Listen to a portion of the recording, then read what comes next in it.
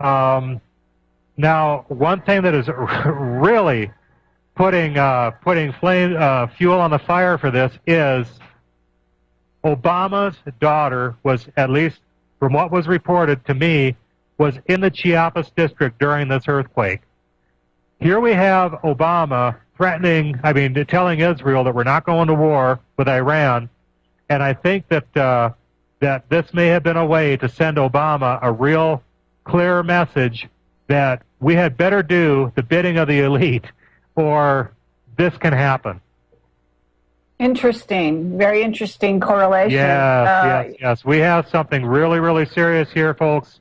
You need to get on this site if you're not on it right now, and look at this link to the Mexico quake verified man-made. It is a smoking gun. What has happened in this drill that was planned ahead of time is exactly what happened in real life. Now, this says a lot of things. It says we have an earthquake machine that we have a way to trigger earthquakes now. Now, I have a link to a report on the front page. It's also linked to in the Fukushima report if I can't find it fast enough,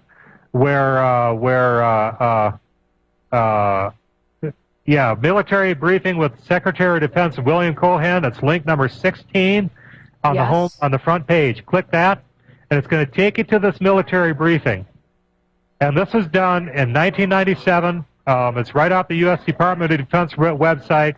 You scroll down about 2/3 of the way down the page. It's a massive document, so it's kind of hard to it's kind of hard to find this, but when you get there, it says very specifically, and this Cohen speaking in 1997, it says, others are designing some sort of engineering, Others are engaging in even an eco type of terrorism whereby they can alter the climate, set off earthquakes and volcanoes remotely through the use of electromagnetic waves. So there are plenty of genius minds out there at work finding ways which they can wreak terror upon other nations. It's real. And that's the reason why we have to intensify our efforts, and that's why this is so important. Now, the reason why this report is so important is because it's not a blurry UFO photo. It's not some guy spouting off about some nonsense that happened in a cornfield. This is a Department of Defense Secretary William Cohen speaking in an official DOD briefing and saying that this is a reality. Well, one thing that Cohen didn't say was that these systems that he spoke about in 1997 would have been developed by DARPA and owned by America first. So it's obvious, that these systems do exist. That's a perfect explanation for why this earthquake happened in Mexico on cue. And now I need to get on to something really, really interesting. This earthquake, when it happened, was a very, very smooth movement. It moved east. Let me think. What are my orientations here? It moved north, south, and east. A pull to the north, a pull to the south, and a pull to the east, and there was never any vibration of any sort. And if you look at the damage assessment that came out of Chiapas, only 800 homes collapsed there, and it was a 7.9. Well, in Mexico, a lot more of the homes than that are going to fall from a normal 7.9. A 7.9 is a pretty devastating quake. If you scroll down to the mails from Japan, the true perspective, and you click on that, I have emails from Japanese readers talking about these really, really strange, gooey quakes that feel like they're standing on a spinning top and they don't feel natural. These people are very experienced with feeling natural quakes in their country, and they're saying the one that they felt on the day Fukushima happened, the one that they felt the days before Fukushima happened, and all of the aftershocks after Fukushima do not feel like the normal Japanese earthquakes. Well, if you've got some sort of a gravity wave pulling on the earth and moving it and simulating an earthquake, you're going to get your movement, but you're going to be able to tell the difference between that and something that truly came from the earth. One way to clue in on this earthquake machine is that these earthquakes are all originating at a depth of 10 kilometers. All the reports of the aftershocks, the reports of the Fukushima quake, the reports of the quakes that preceded it, and the report of the quake coming out of Mexico, all of these quakes happen at 10-kilometer depth with consistency. Here it says right here. I've been checking the USGS. This is a writer from Japan writing to me. It says, I have been checking the USGS regularly and noticed there are a lot of depth 10-kilometer quakes. The 311 and the 411 are both depth 10 kilometers. Do you have an idea what this means? Scalar weapon, HARP, or just coincidence? These are Japanese people saying this. So they know there's something wrong. They know that there's something wrong. Okay, well, I actually have to tell you that I was in Belize during the Mexican quake, and I have a quake. I'm an earth sensitive. I can feel quakes in my feet before they happen. And I have to say that the night after the Mexican quake, I had like the worst night of my life, feeling a very, very tremendous amount of vibration, but it's like hidden vibration. So that actually, what this person is saying in this letter is exactly the constant vibration idea. This is exactly right what was happening during the Mexican quake. Yep. And here's another testimony out of Japan. March 9th, early afternoon, I was in a doctor's office with my dad, who was in a wheelchair. I was standing, then I felt dizziness. I looked up on the ceiling and found things were swaying. Nobody said it was a quake. I would explain it as standing on a big wobbling top. It was slow and not vertical nor horizontal. It was a magnitude 7.4. And my comment is, if no one said it was a quake and the Japanese are familiar with the quakes, what is this motion which caused a seismic reading of 7.4? I believe now that the earthquake machine places stress on a region with a circular pull, thus creating the spinning top feeling to pull out of all potential weak spots in all directions with the hope of triggering something big. Very interesting. Yeah, yes. It actually sounds like possibly it's got another objective besides just being a quake. And I'm not sure where that's going. I don't know if we're talking about moving the magnetic poles or trying to affect the magnetic poles. I don't know enough about science to say what creating but if you do create something that is circular, that is a vortex, that is toroidal kind of a situation going on. You're going to trigger anything that could happen. Okay. Because you're pulling in all possible directions. Okay. Everything's broken up. I can't hear you. Okay, I can hear you fine. You're coming through loud and clear. Okay. I want the readers to go back to the Fukushima the Fukushima page. You can either type Gemstone Freelance Fukushima.html or scroll to the link on the home page that says Fukushima sabotage. We're going to go over the quake now. We already went over Fukushima. We're going to go over the oddities of this quake. I've got all the seismic records. I've got videos of the quake out of there. I want to scroll down. If you scroll about a third of the way down to the page, you're going to see a picture that says what everyone failed to notice. Absolutely no quake damage on anything as a tsunami rolls in. Right. And if you look at these pictures, I've got a link to the Japanese building codes for their homes. The Japanese have an attitude towards wood-framed homes that they're temporary and they're garbage. They tear them down after 20 years.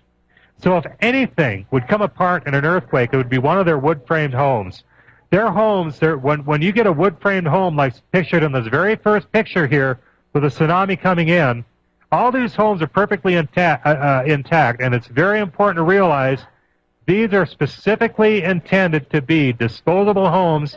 Inside, they don't have interior walls. The Japanese homes are built with a great big open space, and then they have these dividers that they put up to get their privacy in certain areas that are not any kind of freestanding. They're just these freestanding dividers, and I'm sure you've seen them like at swap meets or at Chinese markets where it's like this paper divider with a wood frame. This is what they use to divide up their So what I'm trying to say here is there's no interior walls in these homes even to give them strength against an earthquake. So in this very first picture here, we should see massive earthquake damage in these homes if a 9.0 had ever happened. In the next frame, we have a lot of concrete structures as a tsunami rolls in. You can see old concrete buildings that weren't built to standards are completely undamaged. You scroll down even further, you see cars perfectly parked in the parking lots like nothing happened. If a 9.0 happened, it would flip cars from the parking lot. A 9.0 is so bad, The USGS actually produced a chart for 9.0, and they said that the vertical acceleration was 12 Gs for 0.3 seconds. 12 Gs for 0.3 seconds. That is, and that's at the epicenter, MYG 004. At least the USGS was honest, and they said that the quake occurred inland. The media was the one that put the quake out in the ocean. The USGS never claimed that. The Japanese never claimed that. Everything regarding this quake's epicenter put it at station MYG 004, which you can see for the very next picture down the page. The seismic reading was a 6.67. For that site, the USGS produced a chart for a 9.0 and said that the ground pulled 12 Gs in a vertical direction. Well, if you've got the ground pulling 12 Gs for 0.3 seconds, you're going to have cars that are smashed like tin cans they can't hold 12 times their weight for 0.3 of a second. They're going to be smashed and thrown, not neatly parked in their parking spots. So when you see all these cars parked so neatly as a tsunami rolls in, that alone is proof that this quake never happened. There was never a 9.0. Anyway, I've rambled a little bit. Okay, no, it's okay. But I also have all the links here. It's a full chart put out by the USGS. If you click on that, you'll go in. They offer no reading from MYG 011, which is closest to the 9.0 epicenter. But they did produce one 12G pull. Maybe that was the one by the. So it's been a long time since. If you scroll further down the page, I have all the highest peak intensities measured at any seismic stations in Japan, and then the one that's closest to the reported epicenter.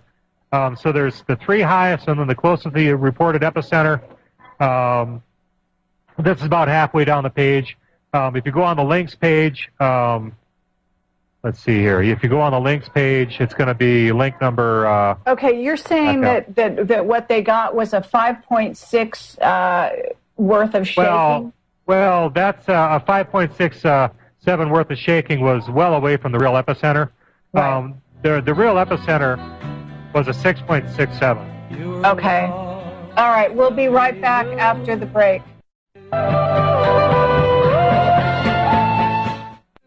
Okay, this is Carrie Cassidy, Project Camelot, Whistleblower Radio. And we are talking to Jim Stone. Fabulous show, I have to say myself. Very interesting information you're bringing to the fore here, Jim, and doing it very well, I might add. So I want to ask you about the earthquake itself, because it looks like it was you're saying it's a 6.67 was the actual quake itself. But do you feel that this was HAARP-induced, or do you think this was natural?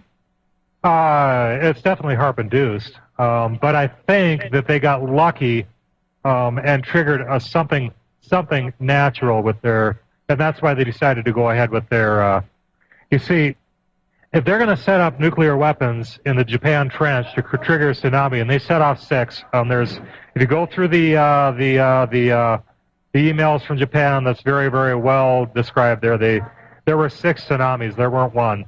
There were 6. So when one, had finished, another wave came in and pushed it harder. Then that one finished, and another wave came in and pushed it harder. Then that one finished, another wave came in. There were 6 total tsunamis, and some of my writers from Japan said that there were boats washed up to as high as 120 feet above sea level. So we're talking something that really, this tsunami was something that was just crazy, in some areas anyway. Of course, right. How far it washes up on the shore all depends upon geography and how things get funneled and things like this. But the fact that we ended up with boats and things from the ocean 120 feet above sea level, we're talking something that was just nuts. Okay, but why did they? Why the 3-pronged attack? Earthquake. As in 9/11, if they're going to have a nuclear facility explode, they've got to have a reason. If they're going to have the towers collapse, well, they've got to have the planes go into them. If they're going to have a nuke plant explode, they've got to have a tsunami to provide a plausible scenario. They can't but just we have understand that. Okay, the tsunami was like the cover, right? Yes, the tsunami was the cover. The tsunami is the equivalent of the airplanes on 9/11. Okay. Now, to explain this because we were getting on the seismic signature here, if you click on link 4 on the home page, it's going to take you directly to the picture where I have the most relevant seismograms out of Japan.